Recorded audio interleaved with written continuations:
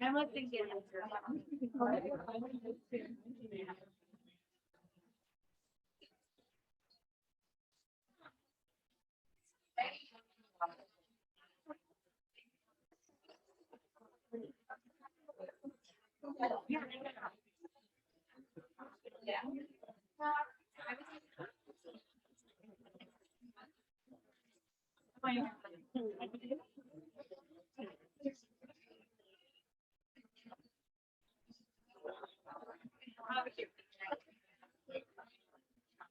Good evening, everyone. I think we're about ready to get started.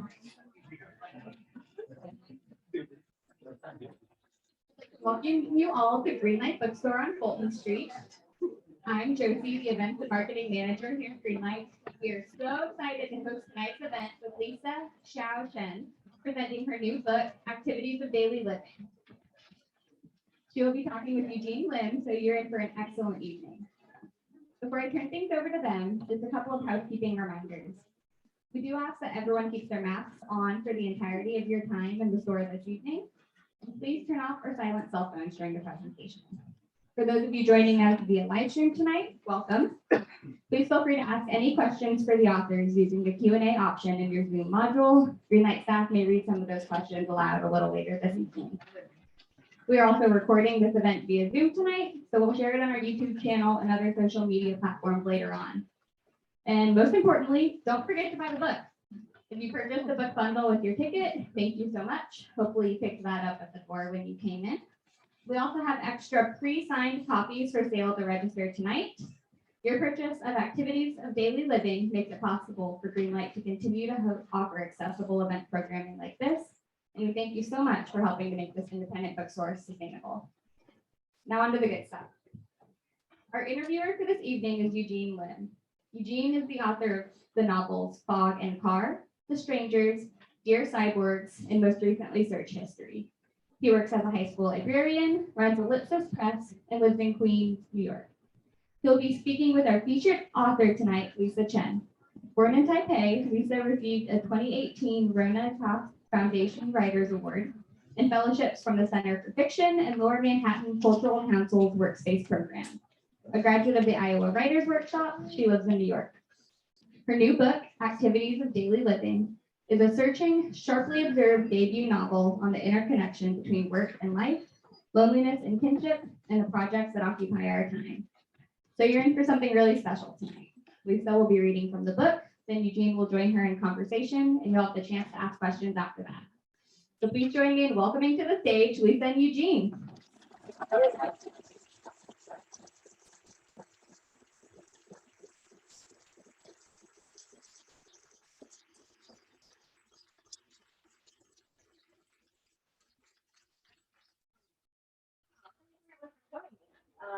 Thanks to Greenlight for doing live events again. A couple of thank yous too, which is that partly in the book, the main character Alice does a volunteer gig where she fulfills orders from people in prison, the books that they want. And I wanted to give a shout out to Greenlight because for the last few years they've been posting a wish list on their website. So Dictionary is on there and you can just buy stuff and then it gets sent to people in prison all over the country. So, and it was super important during COVID because we stopped taking books. It keeps going. So thank you, Greenlight. And anyway, okay. Thanks. Thanks for coming. I want to just do a very short reading, and I don't think you need to know that much, except that the main character, Alice, is fixated on doing what she calls a project about a real-life artist named Tehching Hsieh. And I think that's all you need to know. I'm just going to read a little introduction about the artist, who I call the artist in the book. So the artist Tim Etchells has described his first encounter with the artist's work. This was at a cinema in Sheffield in 2001. By then, the artist had driven himself further underground with a series of frenetic, bewildering performance pieces that resulted in his disappearance from the art world altogether. A year before the talk he gave in Sheffield, the artist had emerged briefly after more than a decade of silence to announce that he wouldn't be making art anymore. That was more than 16 years ago. The talk that Etchell saw was about the artist's body of work, 6 performance pieces in all, before his self-imposed exile. The artist explained that after spending a year confined in a cage that he built in his downtown loft, he embarked on his next project in April 1980. Every hour on the hour for an entire year, he punched a time clock.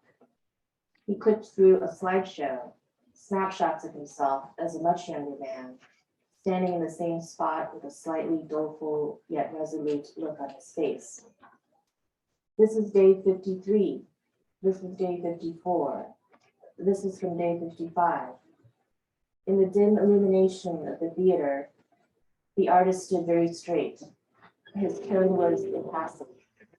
He offered no interpretation, no betrayal of feeling.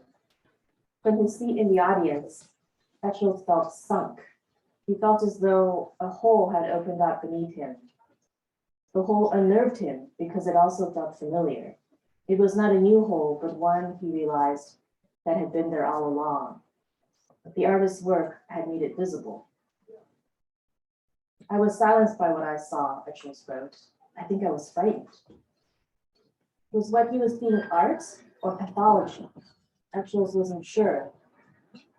The artist's performance pieces were ephemeral, vanished acts, yet they were freighted too with the labor of their making, the days advancing, drop after drop, one barely distinguishable from the last, into the black well of the hole. This is a project about looking down into that hole. That's what I'm going to read.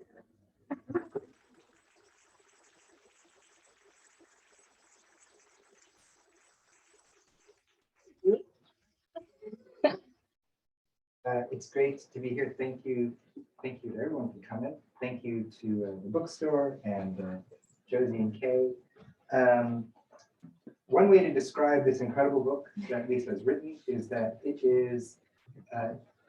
compares and contrasts 2 different ways to endure through time. There's the quotidian, everyday way we endure time, like we just note the changes in our lives, like the changes in the storefronts in a gentrifying neighborhood, or our own aging, or the aging of our parents. That's the quotidian side. And then there's this kind of specialized witnessing of time or enduring through time that Tehching Hsieh, the artist that you've written about, does. And he kind of crystallizes or does these monumental artworks that somehow either constrain or essentialize our passing through time in a way that defamiliarizes it and makes us see what we may not have noticed before.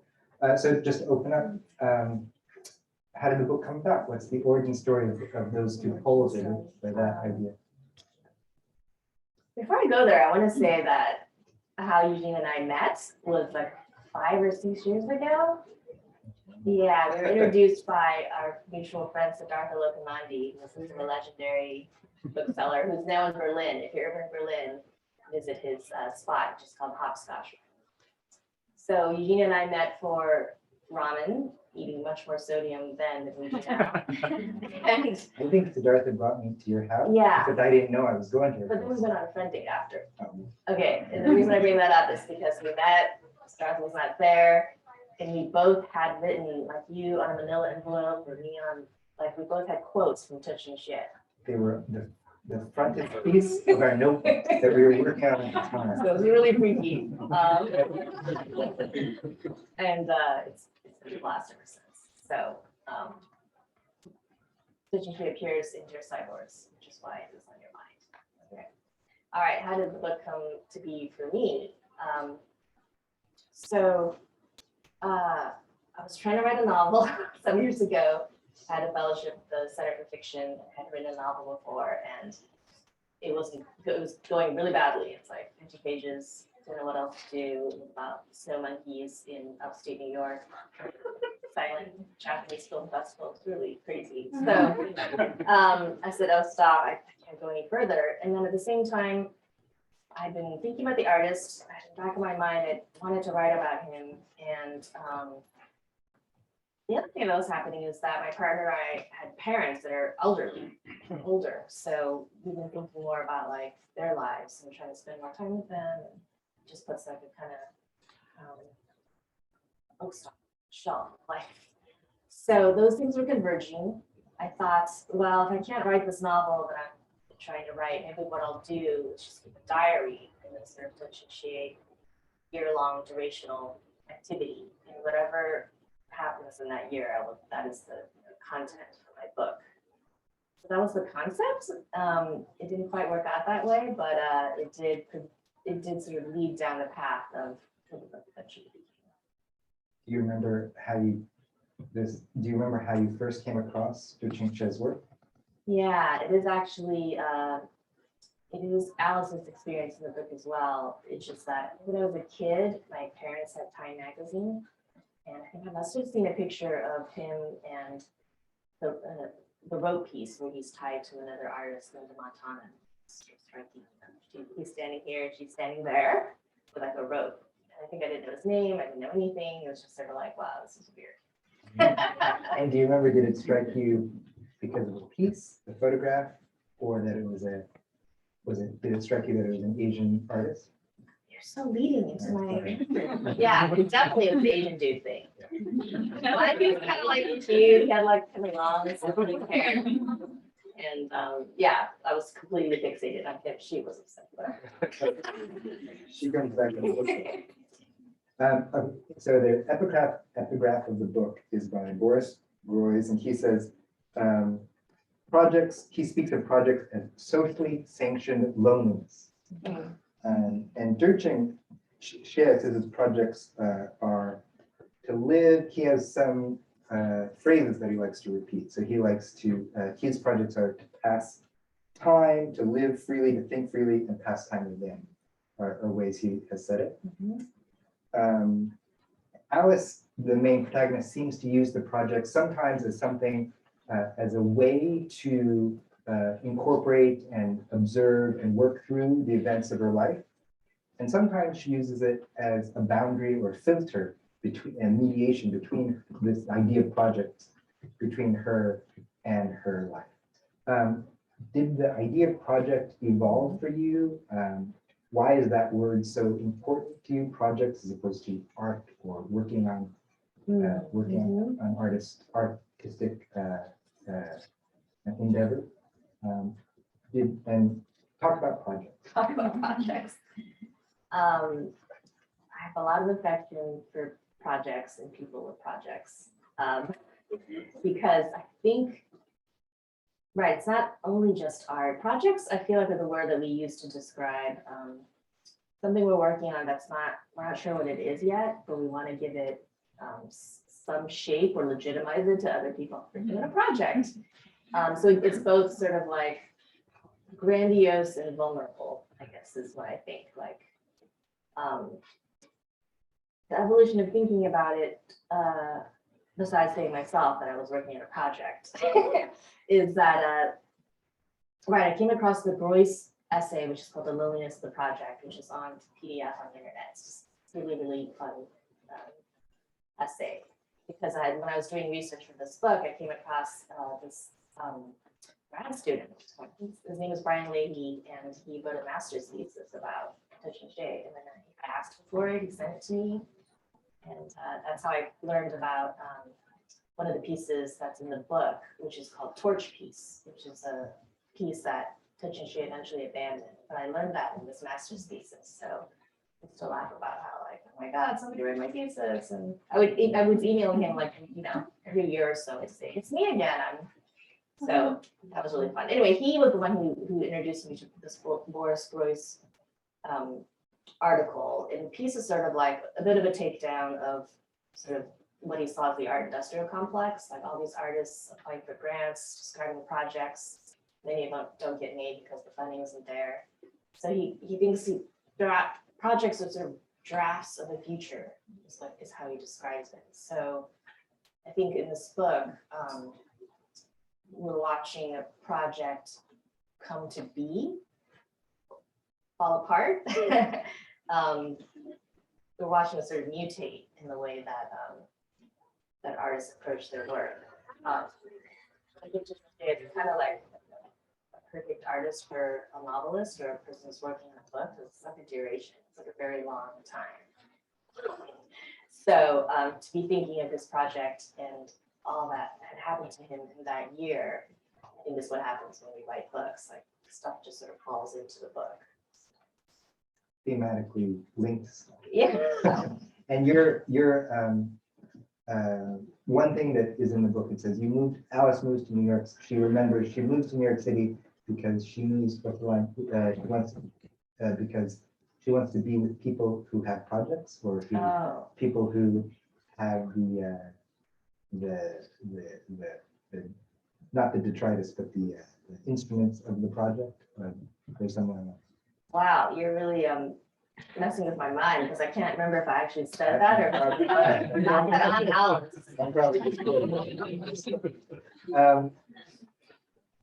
Okay, let's put Tehching Hsieh aside for one moment. Okay. There's so many references to other intellectuals and artists, a dizzying array throughout the book. I wrote some down. You have Annie Ernaux, Benjamin Sontag, Yuji Agematsu, Zora Neale Hurston, you have Buster Keaton, Victor Shklovsky. How did you arrange and choose these people? Did they come up because you recalled something you were thinking about? And maybe you can talk about the process of arranging all these ideas and artists. Yeah, well, I had to make that list too because at the end to see if I needed to attribute. And I think I was very surprised that there's so many French people, which is not my intention. But some of those things are accidents. Like I remember a book that becomes really important in the writing of the book of this novel is this book called The Coming of Age by Simone de Beauvoir. She wrote it in her 60s. It's obviously not as famous as Second Sex or Work on Feminism, but it's sort of her, 800-page opus about how society treats older people, and specifically how capitalist societies treat older people. So that ended up being super important. One, because as you said, the other part of the book is about an aging father who's retired, what's going on with his life. But also because she ends up writing this whole thing about projects, which is a complete, coincidence, surprise, wonderful thing. I'm pretty sure I found that book in like a little free library. Mm-hmm. Yeah, so there's a lot of accidents like that. Like I think I found, maybe some of the audience knows this book On Longing by Catherine Stewart. Is that right? That book also was like a total little free library thing. So stuff like that happens. And then there's just Annie Ernaux, who my friend Sashi Foster introduced me 2 years ago, who has both sort of been like a stylistic influence and of course she too writes about her father. So I was able to sort of that her oeuvre I always have in mind. Great. It's kind of like the reference you had said before, we were watching a project fall apart. Mm-hmm. But really, it feels like we're feeling a project come together, all these names coalescing. You have your intellectual life where you find a story or an idea, and you can weave it into your project based on these axes of an aging parent and the artist. Mm-hmm.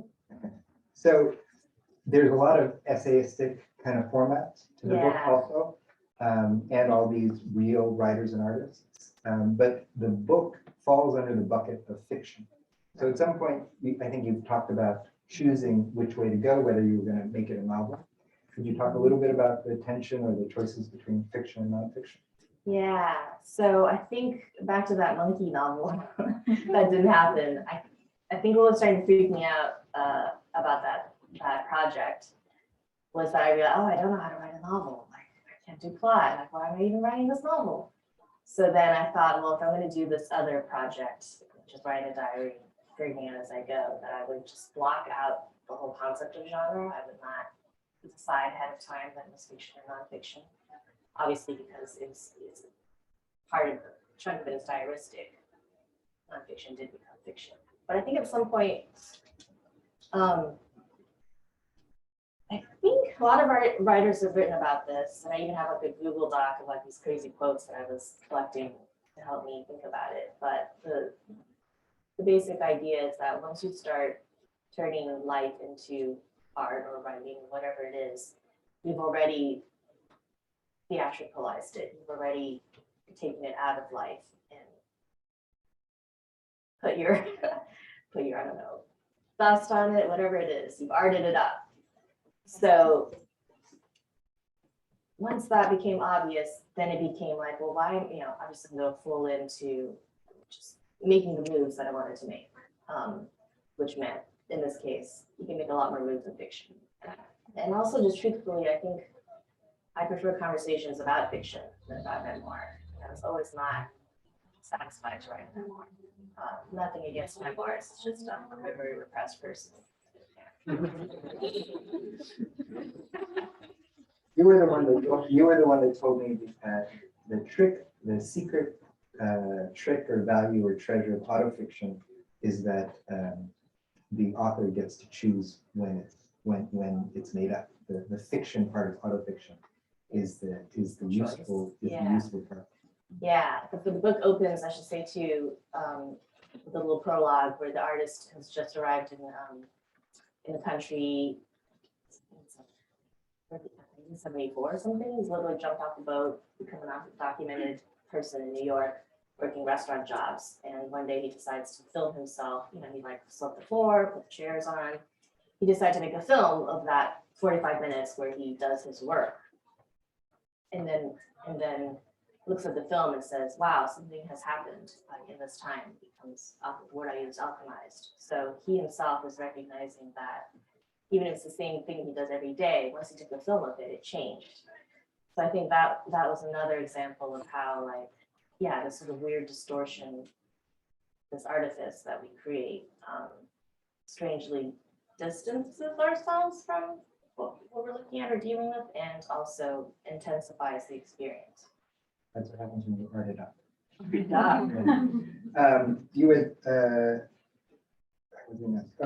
so you talked about how he like de Kooning, kind of jumps ship. Now they're undocumented immigrants, and you talk about how Tehching Hsieh was for many years before he got amnesty worried, including during Outdoor Peace, of dealing with the police or worried about deportation, things like that. And you kind of set up a lot about his immigrant narrative, which is maybe a different approach than others might have taken.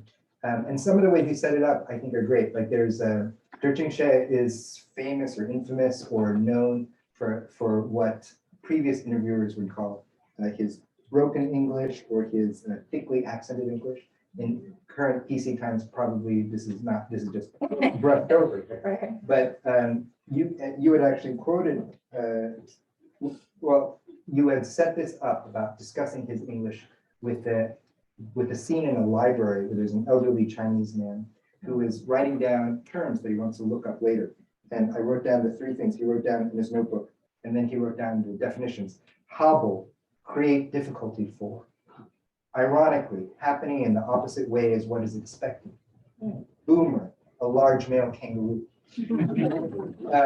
So there is this, and then Tehching Hsieh, who has a kind of almost purposefully resists the language assimilation. You have this quote, he preferred to simply pass the time, and you have this quote of his. That's why in so many years, I still haven't learned English well. I don't have part of me that is, and this was his mysterious faith, I don't have part of me that is devoted to following civilization. So why was it important to you to bring up his immigrant narrative and specific parts about his immigrant narrative? What struck you or what was meaningful about that you wanted to include? Yeah, well, one is, of course, an essential part of this biography. It's unavoidable. I think think for a lot of kids of immigrants, of which I am one, I am an immigrant. Wait a minute, I think a lot of us hear our stories about our parents or relatives who sacrificed a lot, came to this country, had to learn English. So I think when you're a writer, you spend a lot of time just like hating yourself. Like I just at the time I'm sitting in front of the computer, my internet is great, and I'm wasting time. So then it became this like double thing where I could like admire this incredible artist who, you know, I can't imagine anyone with more extreme commitment to his work. And it's like double intensified because he's an immigrant. So not only to be like sacrifice everything and just go all in for his art, he did it with like, you know, being undocumented, coming here working 4 years in a restaurant to no connections. So I think that part of him is for me like his all-inspiring story. It's like, damn, I'm a piece of shit. Yeah. Well, like what you said just now, you said, I am an immigrant. You're thinking past, there is this kind of like 1.5 generation that feels trapped, or it feels like, you know, maybe insecure about which status they're on, and even second generation kids definitely feel that way.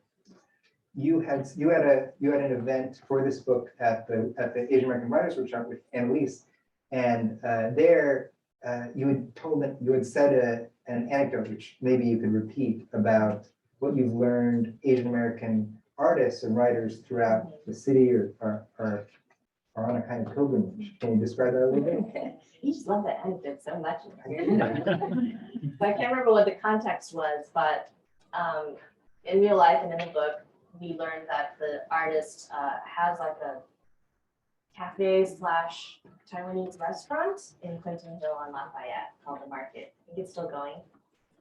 And part of writing this book or talking to people about him is like, you just learn, what you learn is that there's a bunch of us out there who have known that he's there and like kind of make, you know, go there and just sort of be with him, sometimes not engage with him.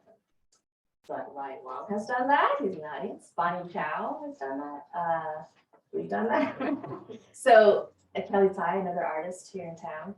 So I think hearing these stories was like, that's really cool. I mean, like, I was not cool enough to do mixtapes when I was young, but it's a little bit of that sensation. Also, certainly, I'm Gen X, so there was an era when there was no internet, and just, again, seeing the artist in a magazine or it's very much a sort of like secret, I guess, in some way. Or like when you discover somebody, you're having ramen with them and they've written a Tehching Hsieh quote on their notebook, that's kind of mind-blowing.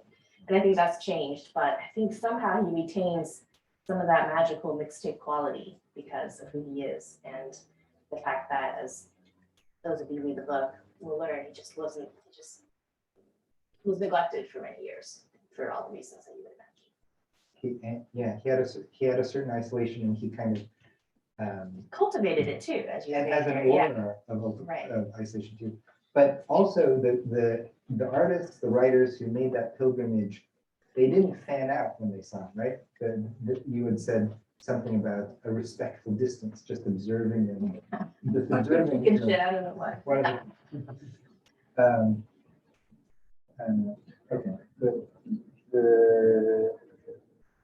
You want to talk about what are you doing?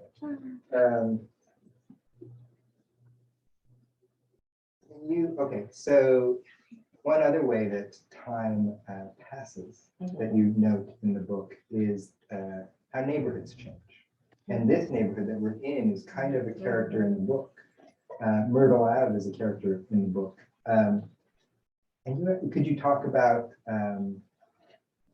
how you approached this quotidian common feeling of the city changing in front of our eyes, but in a way that is difficult to capture? You spoke about that kind of in this idea of the project. Yeah, so many things did not survive from the diaries, but one thing did, which is that I think 2015 was a while ago. I went to see a talk by Luc Sant at Union Docs, which is a great Williamsburg documentary film space. And the subject of the talk was the history of the tabloid. So in that talk, he makes the argument that the tabloid is the record of the day, right? We see the cover, we stand at the subway, there's the post, next day. And then he says the movie poster is the record of the week. So I guess we see the movie poster stays for a week. And then he said something really interesting to me, which was that he considered the street the record of the year. And at the time I was like, wait, what? And of course, that's so obvious here in Fort Greene because we see all the businesses changing. It really is that pace of a way to observe the pace of time.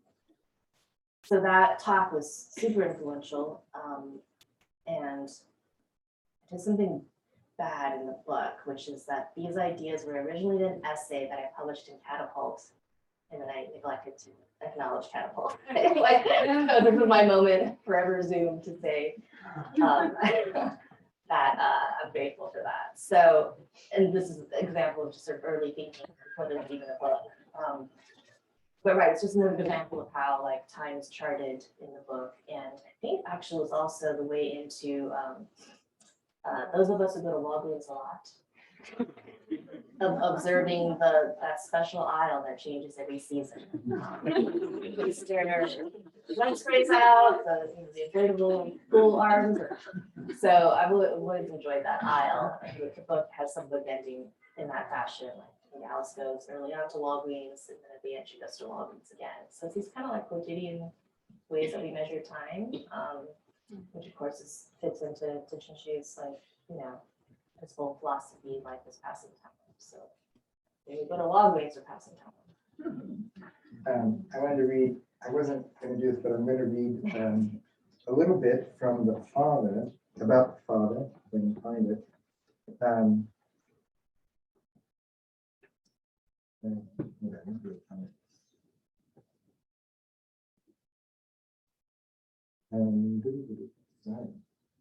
Well, we'll open it up to questions after this. One last question is that you've met Tehching Hsieh, right? we went together to interview Tehching Hsieh, and what were impressions that you, and with Annalise, what were your, did that change the process of writing the book? Did it leave you with any lasting impressions that you are willing to share?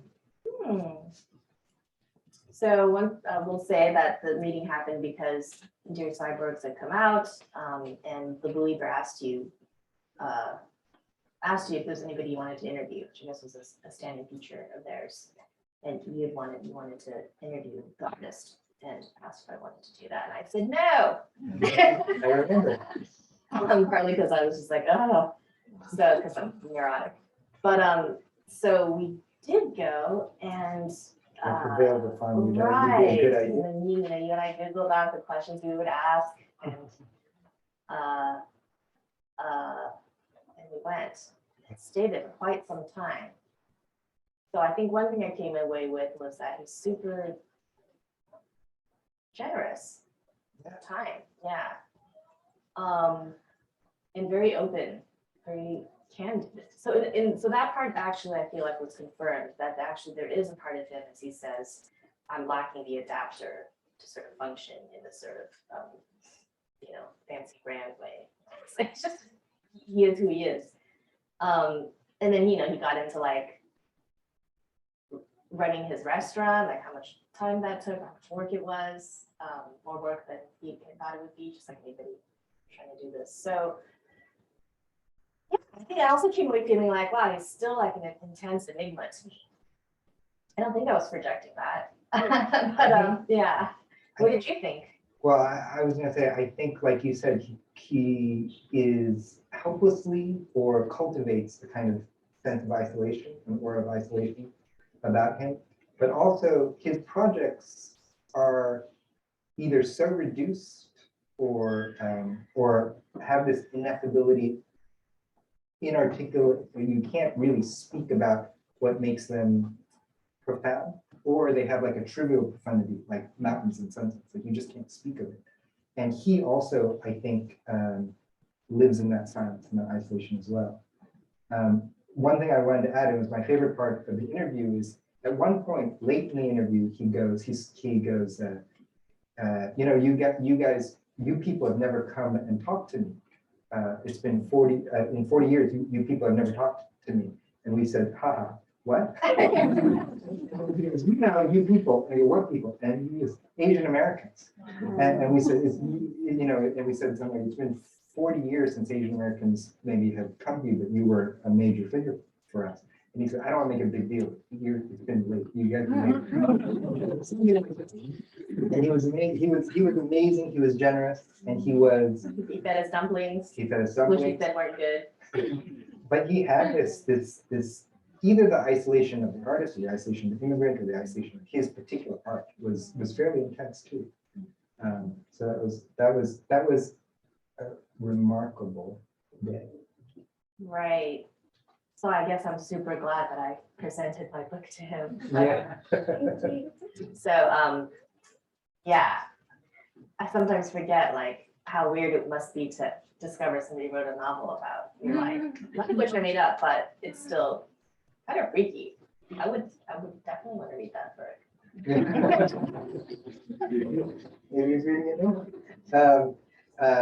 I can open it up to questions that you might have. If anyone has a question. Okay. Okay, so I attended the talk that Annalise had with you and then this one, and I haven't had a chance to read the book yet, but one of the themes across both of these was kind of the emphasis on the project and art and passing time, almost like in isolation, right? Like you were talking about. But then I also get the sense that there's something about, even like this last story illustrated, a yearning for connection and a kind of relationality or something. Even, you know, you haven't talked as much about the part about aging parents, but I wanted to just hear a little bit about the, you know, the conversation in the book about isolation, but then also connection and yearning for one another in a sense. Because even my understanding that Alice's search for Hsieh, in a sense, also seems like some, even if she's not, you know, that seems, I don't know. Yeah. What a deep question. Deeper than me. I think, okay, so going back to the Boris Gross essay, which she says, one of the funny things about working on a project is the person furiously working on their project is living in a future time when that project is done. So it's like, hey, Gene, you want to go to a movie? Well, actually, I can't. I'm working on my project.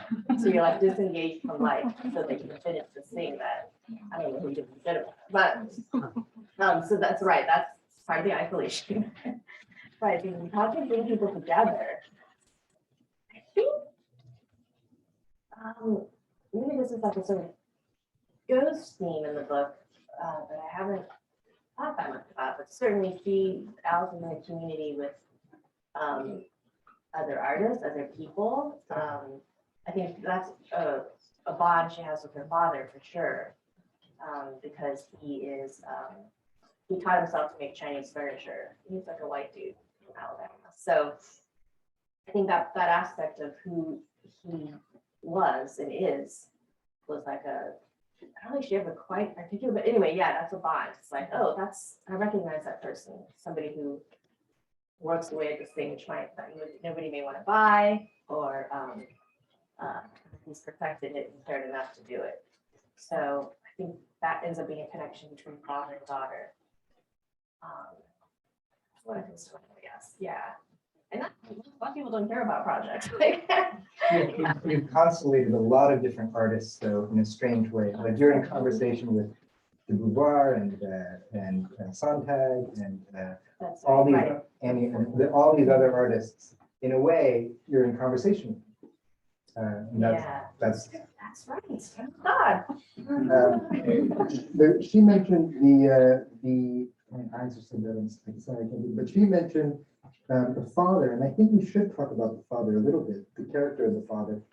And the father is a character who suffers from dementia and is placed in a memory clinic or care, and then Alice, the main character, speaks, visits him and takes care of him. And here is one moment where they're watching TV. One flew over the cuckoo's nest, Thunderball. The father's face lit up with recognition at each. This felt familiar. This felt good. All those nights when her mother was studying at the campus computer lab or waitressing, the father would make Jiffy Pop, and he and the girls would watch old movies on TV, spaghetti westerns, Marx Brothers, those weird orangutan movies with Clint Eastwood, even the John Wayne war flicks that bored her. The father had a knack for finding small pleasures in life and for wasting time. Some of the best time she'd wasted, Alice thought, had been in the company of the father.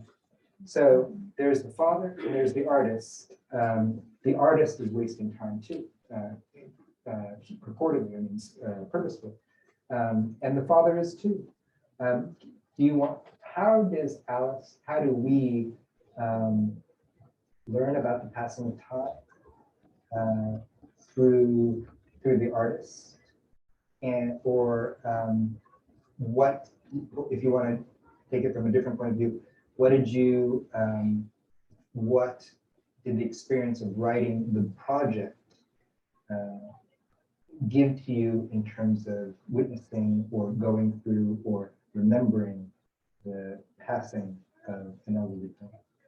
Oh my God. So Well, one, you totally bogarted the Q&A for the audience. I'll give them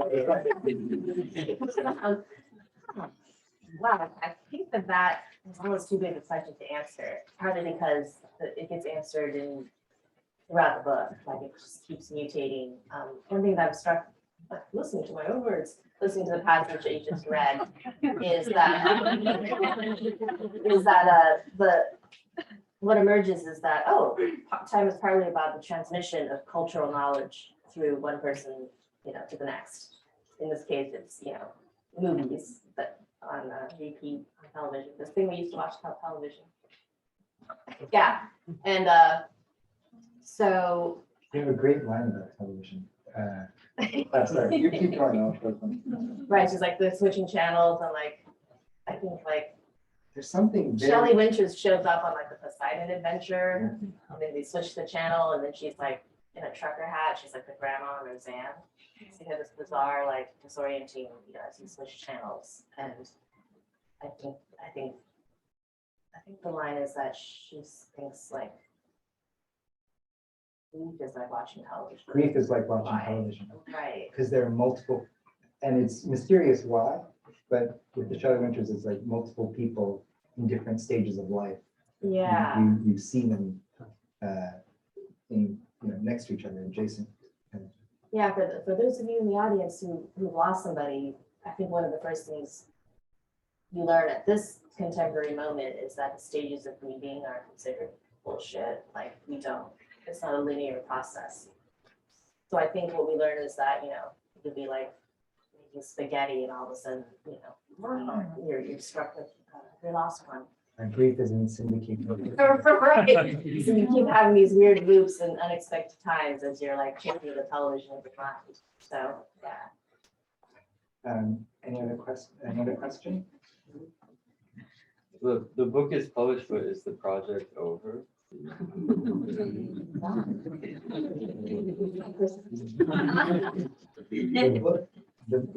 Published. So the book is published.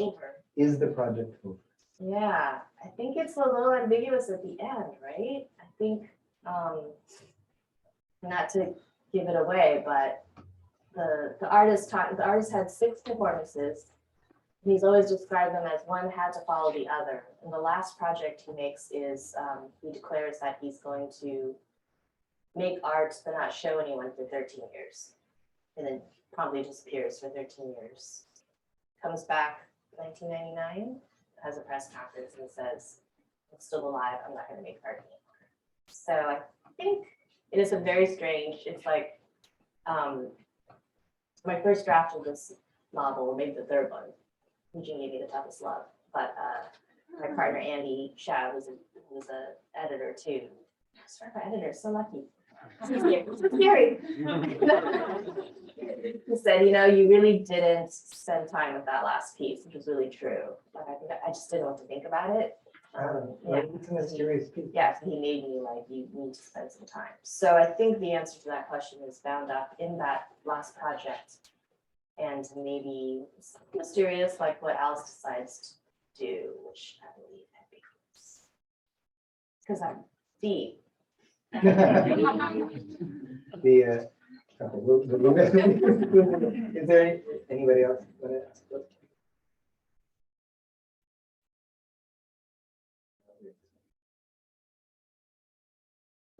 Okay. What was the most vexing aspect of writing this book for you? Vexing, yeah. What was the most vexed? Thanks for that question. I think it did end up having to do with the genre question. Because I think we're told that novels need certain things. They need plots, they need characters, they need narrative tension. So, and I think the vexing part was wanting to make certain kinds of moves that appear in essays or appear in poetry or appear all over the place. And I think the biggest move that I most love from poetry, which I used to write, is recursion. So it's the sensation of not linear movement, but strangely coming back. Again, this is like previous television. It's like that movement was one of the vexing, was sort of my natural mode, and then trying to figure out, can I get away with it? Can I write this novel that doesn't function like embark like a novel? But the recursion is beautiful. Like we go back and forth, like in this idea where the last project of Tehching Hsieh is kind of one of silence. And then to fill up that silence is we have a lot of the father. And so it goes back and forth between the father and the artist a lot. And we see and that recursion, that reverberation, that harmony is where the narrative tension comes from. Right. So I guess the vexing part was actually getting it published. One is about the pure, Taiwanese-American artist. Two, it's not acting like a novel. So I was really, really lucky. I had both an agent and a publisher and an editor who was willing to back it. And it's a At the time. well, we might have time for one more question. If anyone would like. Sure. You just said that you used to write poetry. I Yeah. was gonna ask, how has this writing novel changed your poetry? But yeah, I guess I'm curious about that process of moving between genres and maybe leaving one. And are you only writing novels now? I don't think I'll go back to poetry. This is the question coming from a poet to a novelist. Why don't you go back to poetry? I don't think I'm that good a poet, actually. And I think it was like the last time I tried to write a poem for our friend Ian, actually, I realized I was spending a lot of time like with the line breaks and moving commas around. And it was like, this felt familiar. Like I used to spend a lot of time on those lines. And it just was, I don't want to do this anymore. Not that it's not meaningful. In fact, You had poetry PTSD. right, yeah, I was like, no, I can't do this. And as you say, poets are actually much more fun than novelists to hang out. To hang So out. I like to be poet adjacent. Have my, dark neuroses, novelist kind of thing. That was good.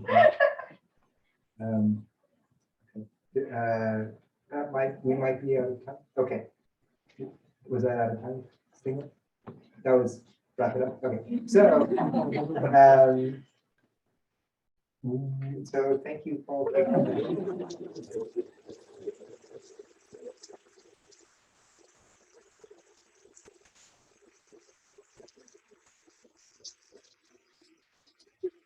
Thank you, Lisa and Eugene, both for being here with us tonight. Can we give it up for them one more time?